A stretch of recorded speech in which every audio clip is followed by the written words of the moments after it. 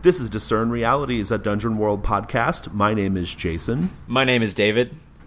Hey, David, how's it going? It's pretty good. Good, awesome. Well, are you excited about a brand new podcast? I am very excited for this. I think we've got some good stuff to look forward to here. Yeah, I think it's going to be awesome. Okay, so tell me what you think about this. I've been thinking all week as we've been considering this podcast project. I've been thinking, like, what are my inspirations for this podcast, and where do I think this podcast is going to go? And tell me what you think about this, David. And if I'm off base here, tell me. But I better not be, because this is how I planned it. But all right, here we go.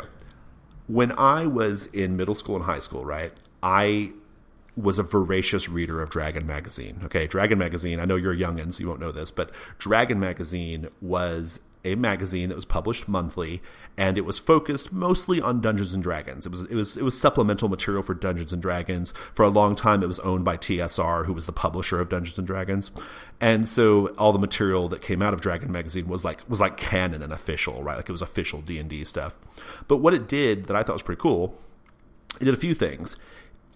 It talked about the gameplay of Dungeons and Dragons and playing Dungeons and Dragons, often through the lens of like looking at Dungeons and Dragons, like looking at things with a fresh eye, you know, like, oh, 10 things about gnomes that you didn't know or whatever, right? Or how to spice up your fighter, like all that kind of stuff, right? That's what Dragon Magazine did, right?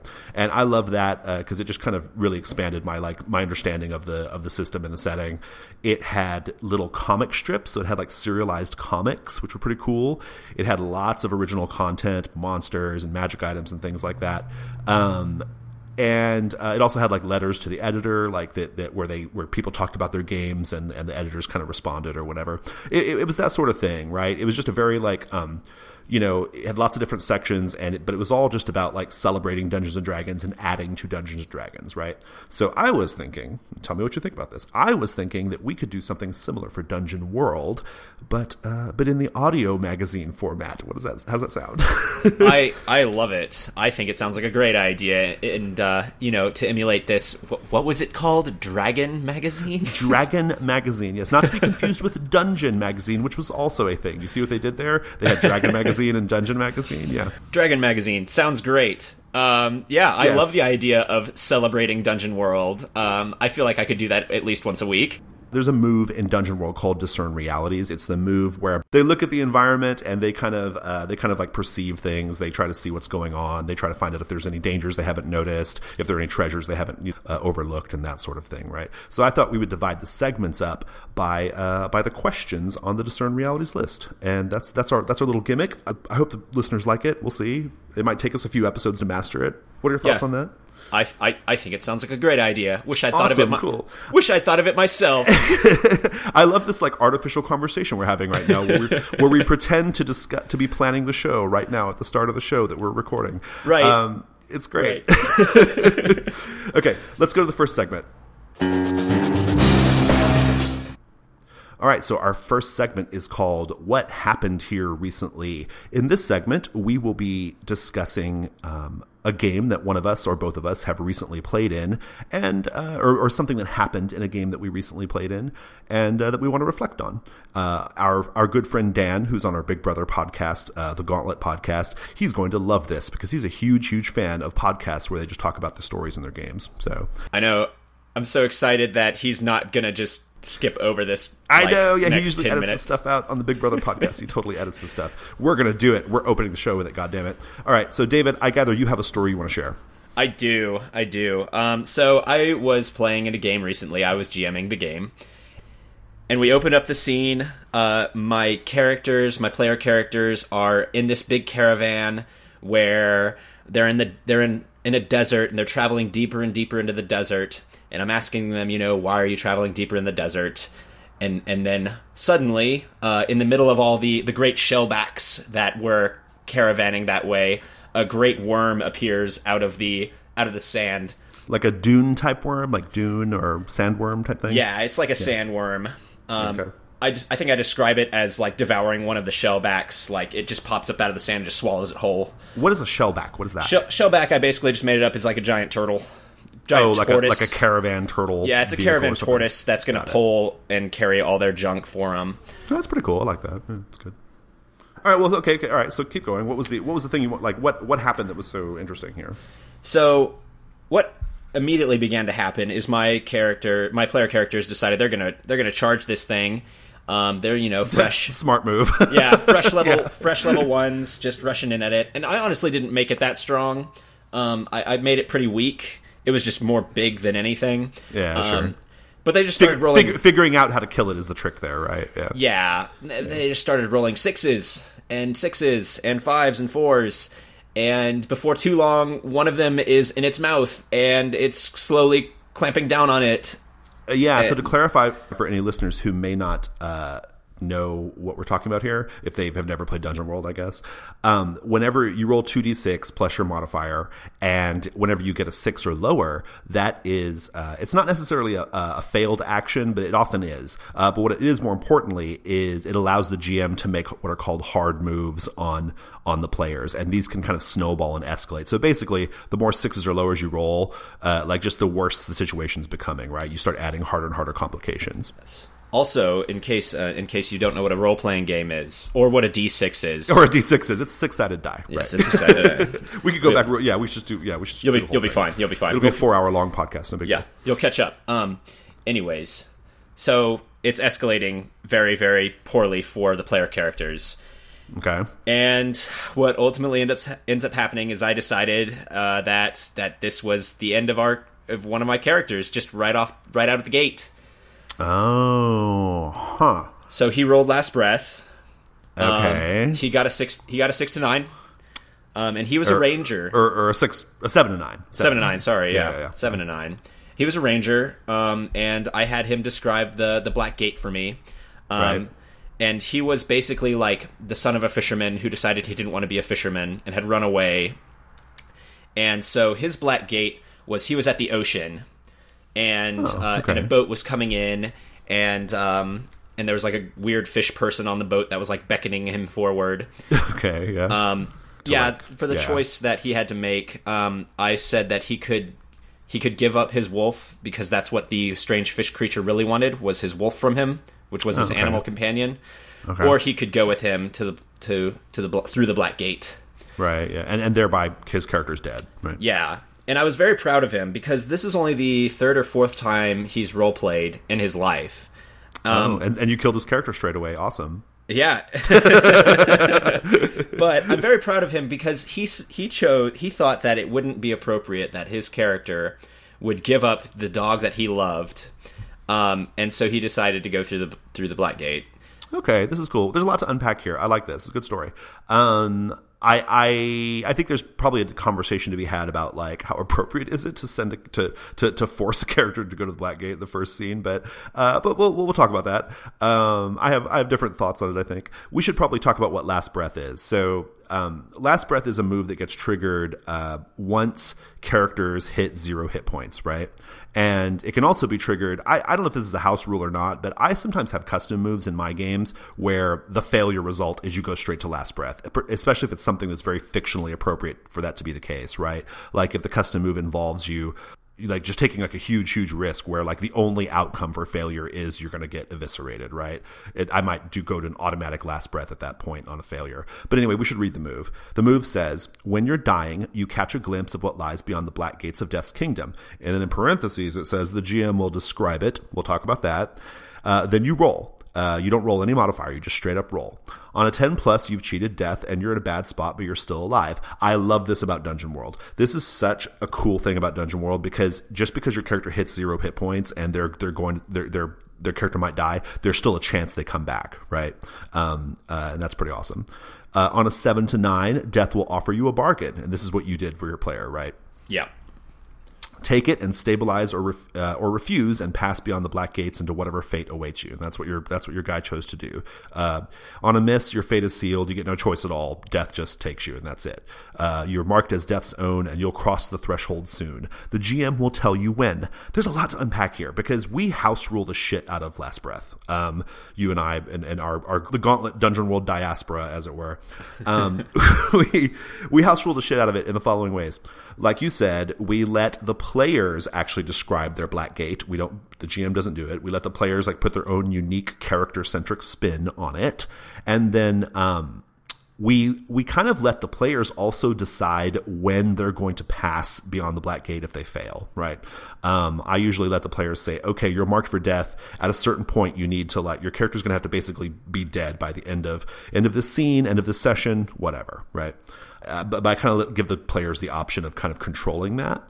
And so the way we do the black gate thing, letting the players describe it, I think it's a cool thing that we do. I think people should do that. I think they should feel confident in house ruling the game in that way. What are your thoughts on it?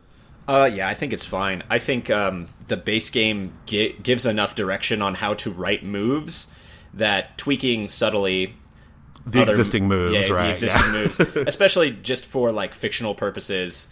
I mean, it's led to a way more satisfying outcome for me. I mean, as a GM, I can't always come up with the coolest black gates ever. And it really just helps kind of bridge the gap between me and the players, letting them kind of narrate it a little bit. And it's really like their swan song. I mean, I don't want to take that away from them as their character's last big thing, maybe. Yeah, no, I agree. I've always found that I always let the players kind of drag that scene out a little bit. I let them add as much detail as they want to their description of the black gate. It's always very, you can get some really poignant moments out of it, right? Sometimes some very terrifying moments if their black gate is kind of a scarier thing. But in every case, you're right. It feels like a swan song. It feels really, really fictionally satisfying. So. Yeah, I agree with you on that. Okay, so what about this thing where we let the players decide kind of when the character actually leaves, kind of exits stage left, right? Dan, who we mentioned at the top of the cast, our co-host and editor on the Big Brother podcast. That's not a podcast about the show Big Brother. That is a podcast. Just to clarify, that is our parent podcast, our mothership podcast, as it were, called The Gauntlet, which I am also a co-host of, and David's an occasional co-host of. But what Dan has this thing, and tell me what you think about this, David. Dan has this thing where he doesn't like it, not that he doesn't like it, but he thinks games should not have mechanically enforced or die arbitrated death. Dice arbitrated death. He likes it when he thinks it's more fictionally satisfying if the player controls when their character dies, And I think this is a bit of a compromise here. What do you think? I have kind of mixed feelings on that. I think that already baked into the game, there's enough other ways the GM can blow off steam through use of grim portents and things like that to protect the players from an unsatisfying death. Oh, yeah. But I absolutely agree that, just because my character hits 0 hit points doesn't mean they should be dead right now. Right, yeah. I mean, I think what Dan's position is, and I don't think I'm mischaracterizing it, he and I have talked about this a lot, what his position is basically is that, if you were writing a novel, you wouldn't roll dice to determine when the characters died, right? You would just decide when it was fictionally appropriate, and then you would do it. There are other role playing games that do this very thing, but it's rare, right? Normally there is a mechanically enforced death condition for characters, right? Yeah, I mean, there's other games that do that very well. We won't talk about them here. We'll leave that for the main cast. For the Mothership podcast, I shall start referring to it. Yes. That is not a podcast about something called the Mothership. That's just. So, all right. Maybe we should end this. So that's a good story. I mean, I think we got a little good conversation out of it here. I mean, I feel like the conversation here is character death in games, right? Do you have anything else you want to add to that? No. I mean, I stand by my decision as the GM of my game, as the demigod of that little world.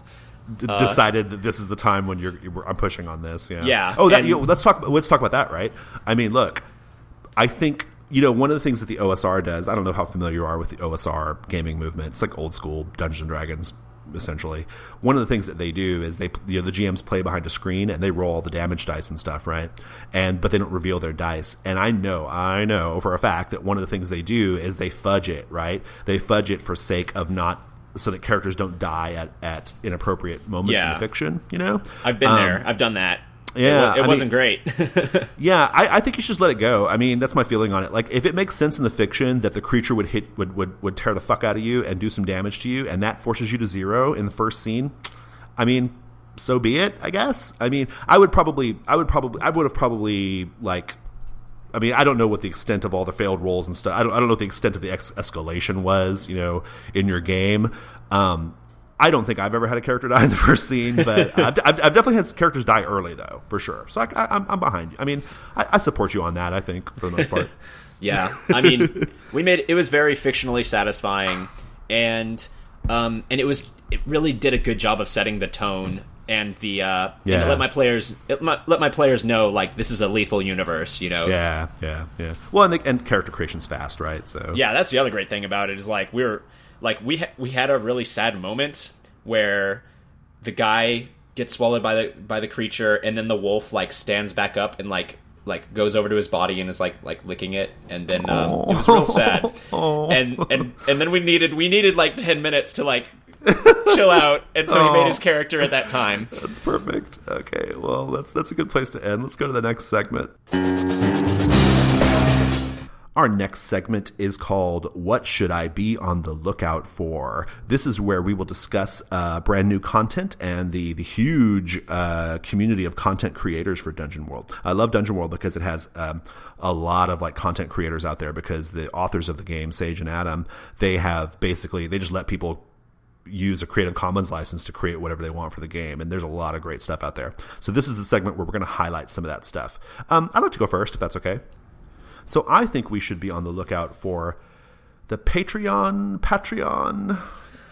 or as Epi Ravishal says, the Patreon. Yeah, the Patreon. Yeah, I believe you had a co-host called it a Patreon. On the mothership. On the Mothership podcast, she said the Patreon. I think it's Patreon, but I'm not 100% sure. I go with Patreon. The Patreon of a specific artist. His name is Dirk Detweiler Leichty. He is he's a friend. He is also a very active person on the Dungeon World G+ community. I love this guy's stuff. He's so great. He does these really great. So he started his Patreon. They started to just be like these little cards, these little card drawings he would do. He does them in ink, and they're so great looking. They have so much like texture and like motion. It just his lines they just look really like vibrant and active, and he's just really good. He started out just doing like these little cards that were like inspirations for like locations in your game or whatever, right? But he started to move on to doing more like text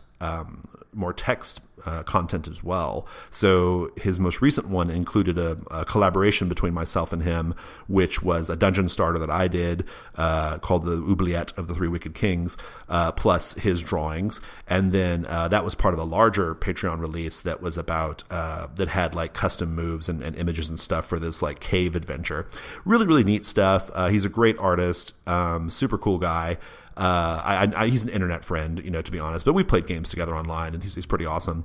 I think still fairly unknown as far as the like fantasy gaming art community goes, and so I think kicking over a few bucks to Dirk Leichty is a smart move. He's got several levels you can pledge at. The one that's a really good one is the $7 level, because the $7 level entitles you to whatever he releases for that month or whenever he releases, but also he will draw something unique for you. So he'll ask you what you want to contribute, and you describe it to him, and then he will draw it and make it part of the release. So I think it's just really cool. He's got other like reward levels too, but I think you should check out Dirk Detweiler Leichty. Yeah, so it's a $7 a month pledge, and you get like one piece of art every month. Well, he doesn't release on a monthly schedule, but whenever he does release, he usually he calls he gets in touch with the $7 or higher pledges, and he says, "Hey, what do you want me to draw this time?" And then you tell him. Yeah, cool. So so it's pretty cool. So you actually have one of those as your Google Plus picture right now, don't you? Yeah, my current Google Plus picture is I had him draw my wretched mage Gormakir the Cruel, and he did a great job. It's like I described it. I described to him how I always viewed Gormakir the Cruel, and he like almost perfectly like realized him in ink. So it's pretty awesome. Yeah, the way that you would always describe Gormakir, like that's. Like, when I saw that picture, I was like, I knew who it was before I was even told. That's Gormakir, yeah. I was like, Gormakir, that's so awesome. Yeah, it's awesome. He's great. He's so good. Listeners should definitely go check that out. David, you have something that we should be on the lookout for. What is it?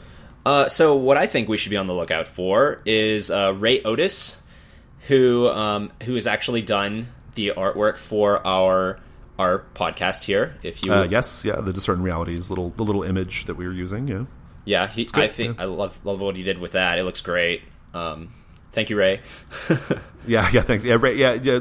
Ray is from Jelly Saw Games. He's released a number of like 1-page role playing games as well as some hacks of other games. He's pretty good. Yeah, but the thing that I want to be on the lookout for from Ray Otis, it's called Sinister Solstice, and it is a holiday Christmas themed adventure starter, and he shared it for free all over Google Plus, and it's been shared and reshared, and it's awesome. Yeah, it's really good. I know, I love it. Like I've been kind of like, while you're describing it, I just want to jump in there because it's really good. He kind of solicited a lot of advice from like content creators in the Dungeon World community, content creators, and kind of incorporated some of their advice. And man, he came up with a really awesome product. It's so freaking cool. Just all these like Christmas themed enemies and items, and just the way he describes things. Like it has this like. It's a holiday thing, but it's also like really dark and kind of foreboding. It's so cool. Yeah, I really love it. I'm planning on giving it a whirl with some friends of mine here in a couple of weeks. That's cool. Yeah, that's awesome. Yeah. So hopefully, and that'll be before Christmas, right? Yeah. Yeah, it'd be very very seasonally appropriate. Yes, and I don't know. It says to try and run it darker, but I keep reading more and more of it, and I keep kind of laughing because it's just amazing, and it kind of makes me want to giggle. Yeah, it's got this vibe of like it's got kind of a gallows humor vibe. It's got I think of movies like Rare Exports, which is like a Christmas horror movie, but it's kind of like a lighter-hearted horror movie with a Christmas theme. And I like there's a lot of like funny stuff and dark stuff in equal measure, it seems like to me. So yeah, definitely. I'm really looking forward to it. We'll post that in a link too. Everyone should check it out. Cool. Let's go to the next segment. All right, our next segment is called What Here Is Not What It Appears to Be. Continuing on with our little DR, our Discern Realities question format here. This segment is where we will look at something in the Dungeon World game with fresh eyes, with maybe like we think about something in a way that maybe it hasn't been thought about before, or hopefully, or we just kind of like kind of just look at things with fresh eyes and have a little discussion. And I wanted to talk about the fighter playbook, okay? And here's what I had in mind. To my mind, the fighter class in a fantasy role-playing game, and I'm most familiar with second edition Advanced Dungeons and Dragons, right? The fighter class tends to be the vanilla class, it's a little boring, maybe not boring, but it's plain, like in second edition, it is one of several warrior type classes, and the other ones, the ranger and the paladin, they're so much more interesting than the fighter. Like the fighter has good like combat stats, but that's kind of it. Like that's really it. Like the ranger has all the cool, like he can do two-handed fighting, and he's got the various all of his tracking moves and all that stuff. And the paladin has like magic and shit, and like it's just the fighter is just so plain Jane vanilla, right? But so AD&D second ed. That's what you said you play a lot of? Yeah. That's what I'm most familiar with. Yeah. Okay. What it looks like in that is that they took a fighter. That was the base class, and then they're like, well, we need a paladin. Let's take the fighter and like boost it, and then we need a ranger. Let's take it and boost it. I mean, it was kind of like that. I mean, to be fair, the fighter does have the best like stats as far as like combat goes. Like they are the best. Like if it's just like straight up sword versus sword, the fighter's better, right? But the ranger and the paladin are pretty good with swords too, and they also have all this other cool shit. So the fighter playbook. Here's my thing. I think the fighter playbook is, you may or may not agree with this, but I think the fighter playbook is, if not the most interesting playbook of the standard playbooks, it's one of the most interesting. I think the druid's pretty cool too, but I mean they're all cool in their way. I think the fighter's pretty badass, and for a few different reasons. I'll throw a reason out there and tell me what you think, okay, David? So let me tell you one of the things. I'll start by telling you one of the things that I really like about the fighter playbook, and then get your thoughts on it, okay, David? Yeah, sure. Okay, so the signature weapon move for the fighter. I'm not going to read the whole thing. It's a long move, but I'll kind of summarize it so listeners understand. The signature weapon is a weapon that your fighter starts with. They get to add some fictional tags to it and some mechanical tags to make it better. But importantly, it's a weapon that's like really personally important to the fighter, like to your character. Oftentimes this expresses itself as like, it's a weapon that was an heirloom in my family, or it's a weapon that figured prominently in something that I did in the past that was particularly heroic or dangerous. That sort of thing, right? The reason why I love it, mechanically it's very powerful in the sense that the GM can never take that weapon away. Like one of the GM hard moves is you can like take their stuff away, right? If it makes sense in the fiction, but you can never do that to the fighter's signature weapon. That thing is there for good. You can kind of temporarily separate them from it, but you can't like destroy it or anything. So that's pretty cool. But it's the fictional implications of it that I love. I've had players who have done such cool things with the signature weapon. Like they use the signature weapon as like basically the fulcrum by which their character's story, like that their character's story kind of operates around, right? Like it's almost like the defining feature of the character. But in doing that, they talk about their character's history. They talk about their character's cultural history. They talk about why the weapon looks this way or does this thing. They begin to incorporate that into their like when they're narrating their attacks and stuff. They start to incorporate a lot of that. Like they give the weapon a personality, is what I'm getting at. And I love it. To me, it's just it's a great way of like really, really personalizing your fighter, and to me, it's like the highlight thing about the fighter and what makes the fighter so cool. Yeah, I 100% agree. I've played a fighter. I think I've only played a fighter once, but I still remember to this day, and that was months ago. I still remember what my signature weapon was and what I did with it, and how like just cool it was to be able to have and like really customize the hell out of this weapon. And just make it my own. Like, you don't get to do that with looted weapons. Like, yeah. It might be cool, but they're not like mine. Like, I like that. Well, so what are your thoughts on the fighter playbook? I mean, that's just one aspect of the fighter playbook. Any other thoughts on like why? Because I think the fighter playbook is I just think it's really, really damn neat. I've got lots of different things I could say about it. But I don't want to take the whole thing. So the reason I took the fighter playbook in the first place was because of the signature weapon and because of this advanced move called Blacksmith. Which is Blacksmith's good. Yeah, we've seen it used to great effect on multiple occasions. But the Blacksmith move is when you have access to a forge, you can graft the magical powers of a weapon onto your signature weapon. This process destroys the magical weapon. Your signature weapon gains the magical powers of the destroyed weapon. It's awesome. Yeah, you juice up your signature weapon, which is untouchable by the GM. Yep. It's really cool. It is like it's almost invariably the first advanced move that players take when they hit second level, right? Because they get that magic. They get the dagger of piercing, or they get the sword that glows blue in the presence of giants or whatever, and they reforge their signature weapon, destroying that magic weapon but incorporating it into their weapon. And I love that. I love when the players start to they describe like how their signature weapon changed, like how it changed their relationship to it. I dig it. It's so cool. Yeah, great move, and mechanically quite strong. It's very mechanically interesting and strong. No, I can't remember what all I grafted onto my signature weapon, but it was I had a glaive, and I know I put a salamander sword on there, so whenever it was first drawn, flame would burst out of it and hurt the enemy, and it was aligned with a deity because I had grafted that onto it, and I could pray to it and receive aid. That saved my bacon on one very, very noteworthy occasion. Oh, I remember this now. I was trying to jog my memory. Yeah, I remember this. This was good. That was good. That was, and man, it was so exciting, and that character just had so much life just through that weapon. Yeah. That's what I think makes the fighter so badass. Like to my mind, in Dungeon World, just generally speaking, I think the stuff that's external to the characters is just as interesting, if not more interesting, than what's going on internally with the characters. It's definitely just as interesting, and I think the weapon is the perfect expression of that. The signature weapon, this idea of I'm defined by this weapon. This weapon is critically important to who I am, and it kind of and as a player, it informs my fiction, and I love that so much. Yeah, I mean that's definitely what I come to Dungeon World for is the hack and slash. not so much the touchy feeling.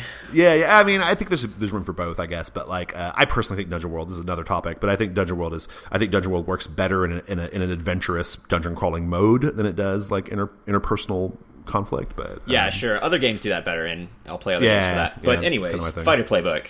Yeah. I mean, one more thing I want to say about it. I love the heirloom. The heirloom move is another thing that, again, just kind of hammering home this like connection to the signature weapon. The heirloom, it reads, when you consult the spirits that reside within your signature weapon, you do a roll, and then the spirits can help you or not help you with information, right?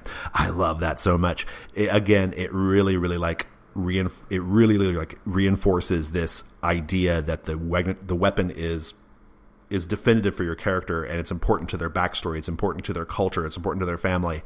In this case, it's literally the spirits of your family live in of your ancestors live in the weapon, and you can consult them. It's just a nice like, I don't know, it's just so much more interesting than just the standard second edition fighter that's just like swings swords and stuff, right? I mean, you can like in Dungeons and Dragons, you can narrate or make any of this stuff kind of a thing, right? If you want, like, in consultation with the DM, but Dungeon World like gives you permission and mechanically enforces it. Yeah, anytime you mechanically enforce something like that, it just... Or encourages, I should say. Mechanically encourages it. Well, yeah, encourages. Much heavier than just saying, well, you should come up with the cool stuff for your character. It's like, here's how you come up with the cool stuff for your character. Absolutely. Yep, absolutely. Cool. Is there anything else you want to say about the fighter?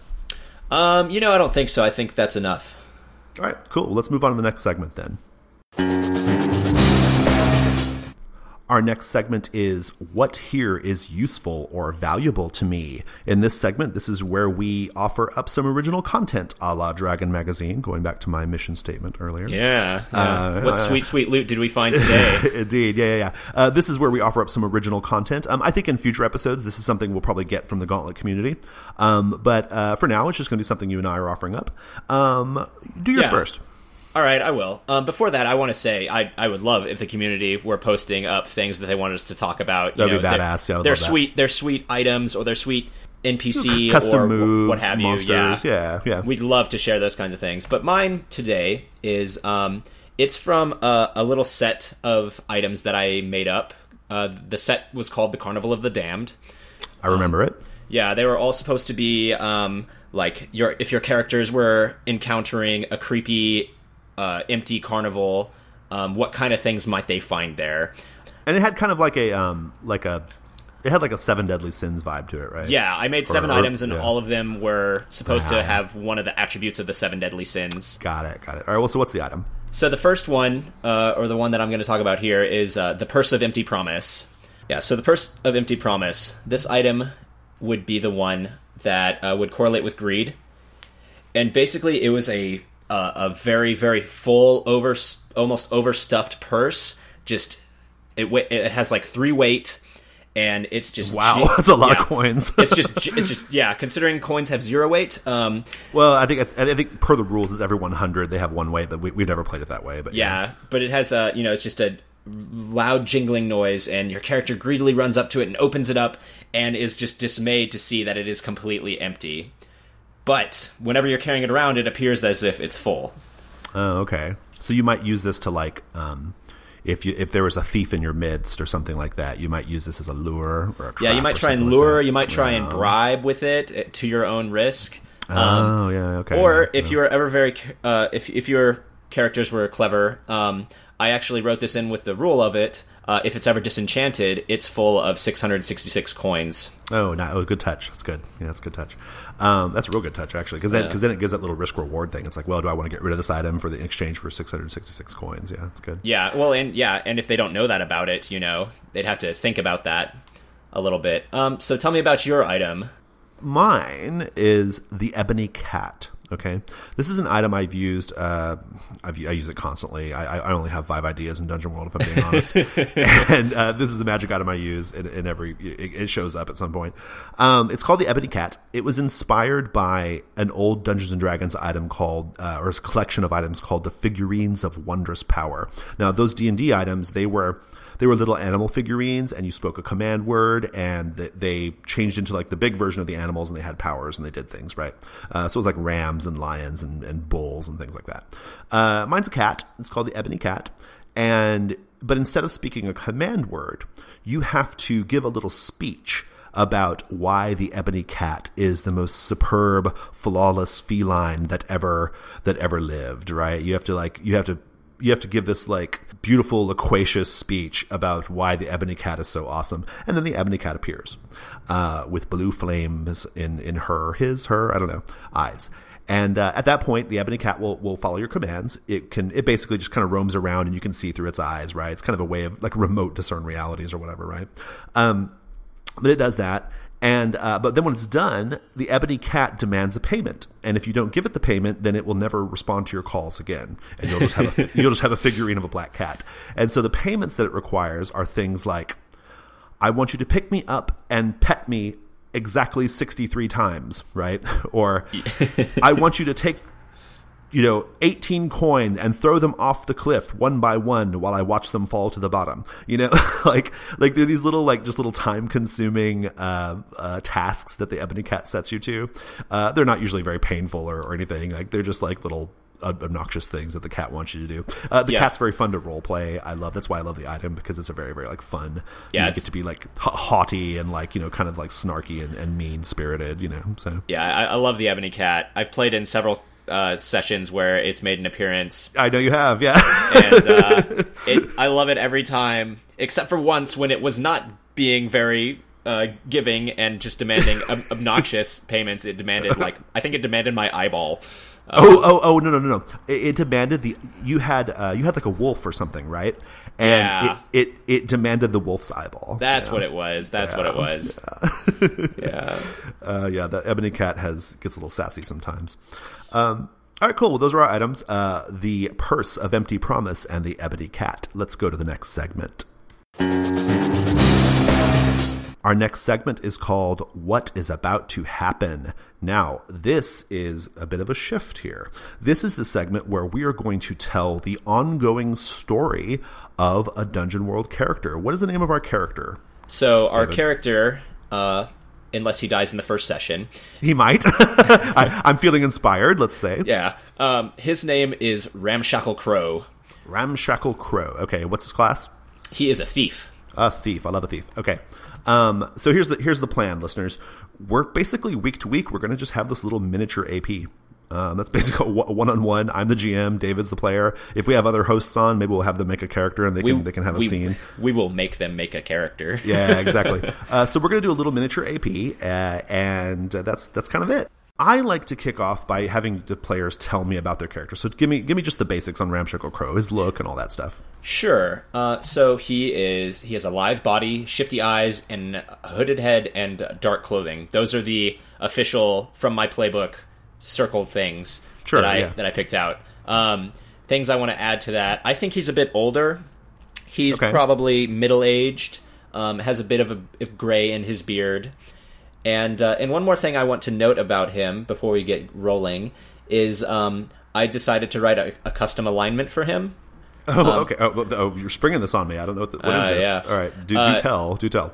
So I wrote that he would have a good alignment, which is something a thief cannot typically have, but there's a blank spot for it.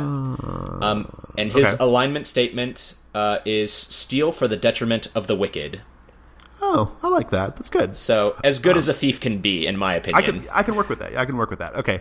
I love it. That sounds good to me. So here's what I'm thinking about for our setting for what is about to happen. I think the setting. I'm feeling a swords and sorcery thing.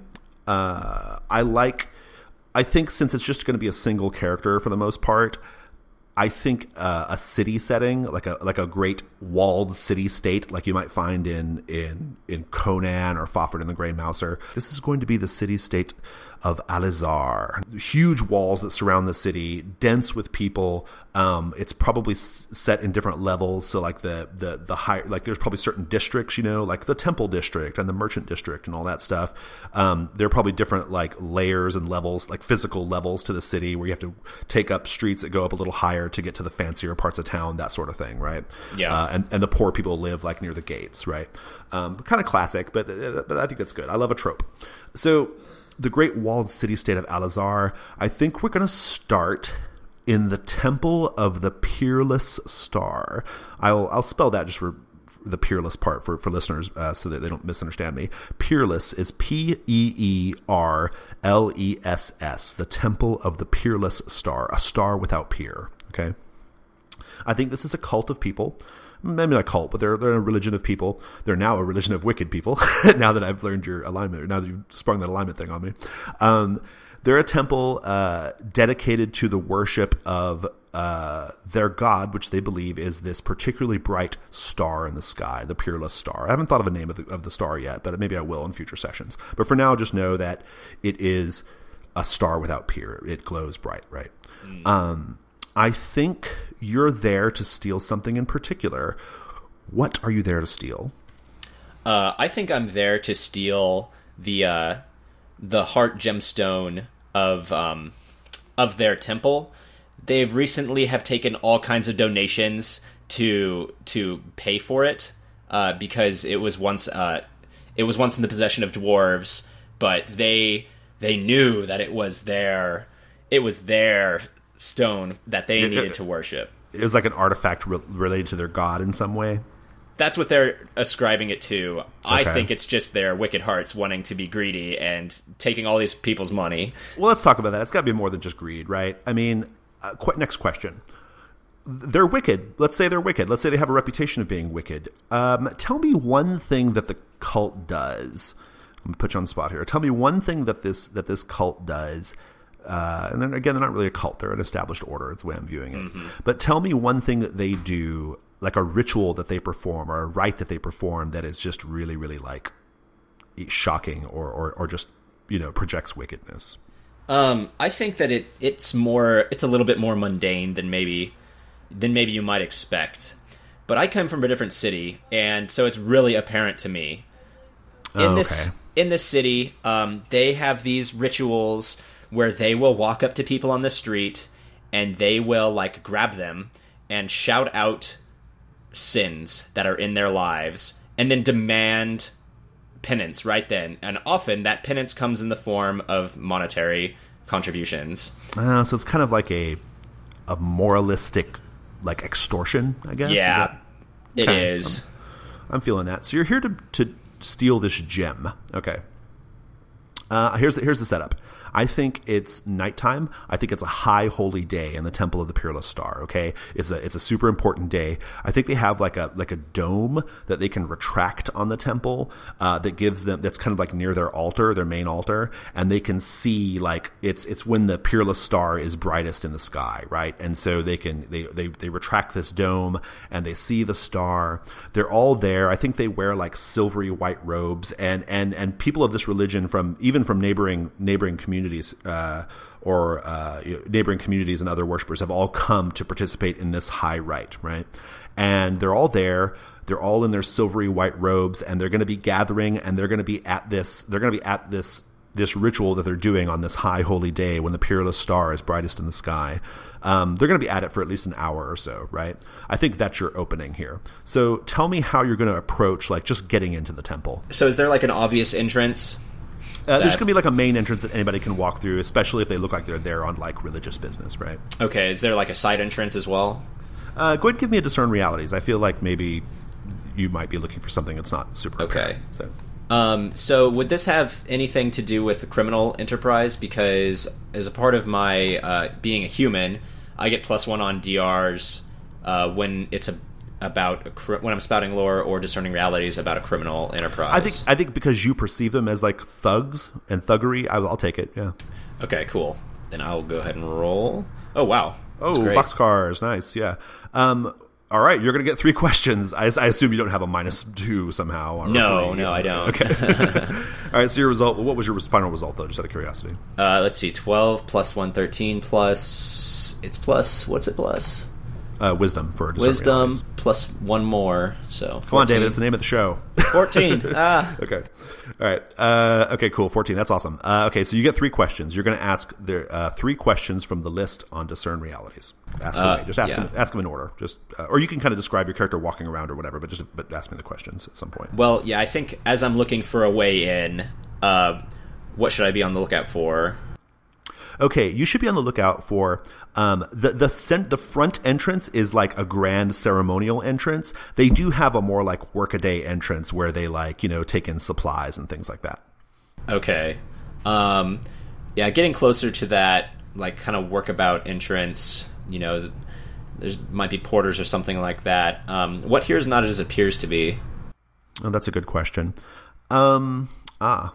There are some people you've noticed who are wearing these silvery white robes who are like, they're kind of around the temple on the outside and the inside, but they're not there to worship. You can see, in fact, that kind of hidden, not hidden, but like somewhat concealed in their robes, they have weapons, they have swords, and they're clearly there for security. Okay, all right. All right, so working with all that in mind, what here is useful or valuable to me? Yeah, let's just go ahead and sew this up. I mean, I think you find that that sort of like service entrance. I don't know. It's just a back entrance essentially, where they we need a shipment of like moon twilight wine or whatever, or we need this, or we need that, or that kind of thing. So they bring all that stuff in. Yeah, you find it easily enough. Okay, great. Yeah, so I think my plan of approach is I'm going to actually kind of chat up one of these guards real quick, or seeming guards, one of the ones who's got a weapon, and I'm just gonna kind of, it's a high holy day, and I'm just gonna offer to share a drink with him real quick. Are you wearing anything, or are you just dressed like you normally are? I'm dressed like I normally am. I pick one that's kind of on the outskirts. Okay. And what my plan is I have poison in the cup for him. Okay. It is Tagit oil, which puts him into a light sleep if it is applied. Okay, we'll say that this is a guard that's near that entrance. Okay, so this is why you might be trying to like talk him up. Okay, and so you can put him to sleep. I think this is a charisma roll. Defy danger, charisma. We'll go ahead and just read the moves since we're kind of getting started here. Defy danger, charisma. So defy danger can be used with any stat depending on what you're doing in the fiction. But when you act despite an imminent threat, and I think that would be the guy stabbing you, or suffer a calamity, say how you deal with it and roll. Yeah, I was hoping he would just take it. I was hoping he would just go for it. It's a high holy day, Yeah, here. Maybe, I don't know. But you're just a rando dude walking around the back entrance. I don't think so. Roll plus charisma. All right. Well, tell me how you do it. Let's role play it first. So he sees you and he's like, hey friend, what are you doing back here? I say, oh, is this not the main entrance? I'm sorry, I'm new to this temple. He's like, are you a follower of the Peerless Star? Ah, yes, indeed I am. I'm here to celebrate the high holy day. This looks like the main entrance to the temple that I'm a part of. It's quite grand. Actually, a little bit nicer than the one where I'm from. He looks back at the wooden door that's like the rear entrance and probably gives you like a look askance somewhat. Yeah, I think you're chatting him up. So he's like, he's like, this is the service entrance. In fact, he's like, this is where we take in supplies and things like that. I'm very sorry. I didn't mean to interrupt you. You'll want to find the entrance that has dozens of people streaming through it around the other side. Dozens? Wow, dozens. We only have a dozen in the place where I'm from. Certainly, I should have no trouble finding that at all. Please, for your trouble, have a toast with me on this high holy day. Roll plus charisma now. I got an 8. An 8. Okay. He's gonna take it. He's gonna drink it. He's like, oh, this is fine wine. He says, what is this? Where'd you get it? Is this from the city? Is this a vintage from where you are from, friend? Like, no, this is just the standard Twilight wine that all the temples carry. He's like, it's very fine. A little bit sweeter maybe than you're used to. He's like, yes, perhaps it does taste sweeter, but I'm in a good mood, so maybe I'm. It may. I sometimes spice my wines up a little bit more. Maybe that's what you're tasting. He's like, and he starts to get a little drowsy and a little like, he's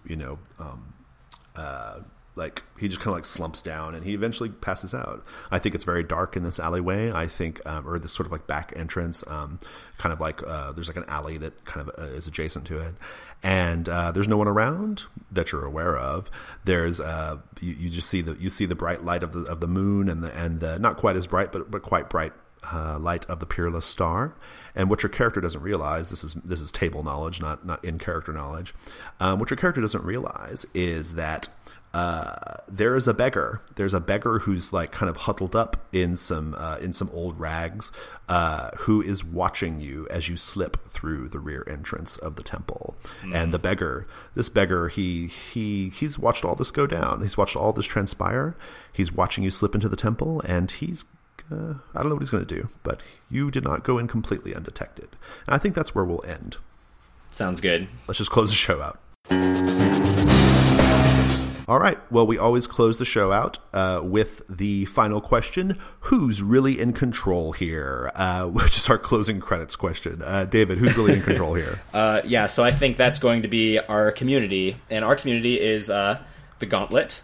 The Gauntlet. Yeah, the Gauntlet. We have a Google Plus community. That is where we have most of our communication. You can find us on Google Plus. If you just go and search for the Gauntlet, we should pop up pretty quick.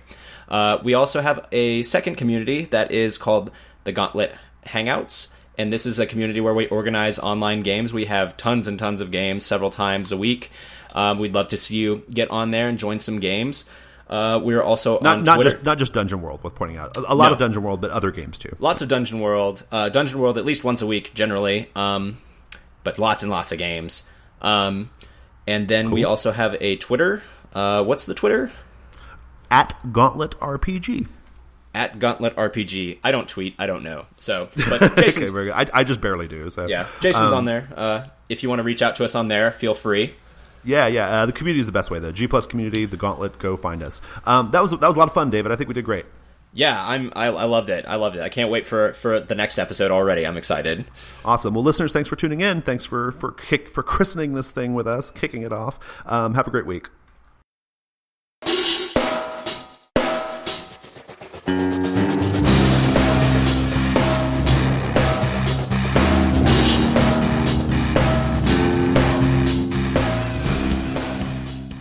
We're calling the show Discern Realities. The format is we are going to have... I hear a siren. Who is that? Is that you? Oh, sorry. Yeah. I guess we'll have to squelch that. Okay, I'll start over. It's a good going one. away. Yeah, it's a good long siren.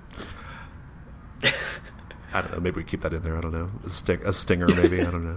That's the stinger. Yeah, it's just this really like 10-second thing of a siren, and us sitting here awkwardly.